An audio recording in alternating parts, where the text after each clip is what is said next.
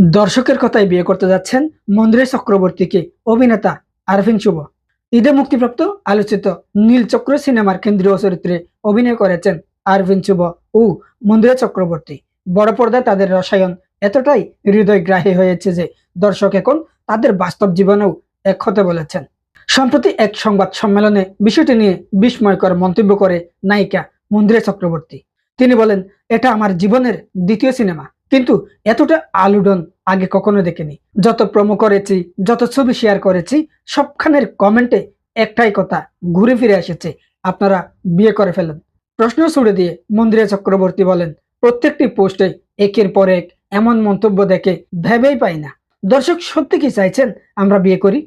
আমাদের জুটিকে তারা এতটা ভালোবেসেছেন যে ব্যক্তিগত জীবনেও এক হতে দেখার স্বপ্ন দেখছেন। দর্শকদের স্বপ্ন ভঙ্গ করে দিয়ে মন্দিরা পরিষ্কারভাবে বলেন, শুভ ভাই একজন অসাধারণ শিল্পী। আমি তার অভিনয়ের দিকে তাকিয়ে থাকতাম, ভাবতাম মানুষ এত নিখুঁত অভিনয় করে কিভাবে, কিন্তু বাস্তবে এমন কিছু সম্ভব নয়। অর্থাৎ বিয়ে করা বাস্তব রূপ নেওয়া কোনোভাবেই সম্ভব নয়।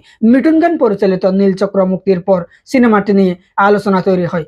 বিশেষ করে শুভ ও মন্দিরের রোমান্টিক দৃশ্য ও পর্দার রসায়ন দর্শকদের হৃদয় ছুঁয়েছে।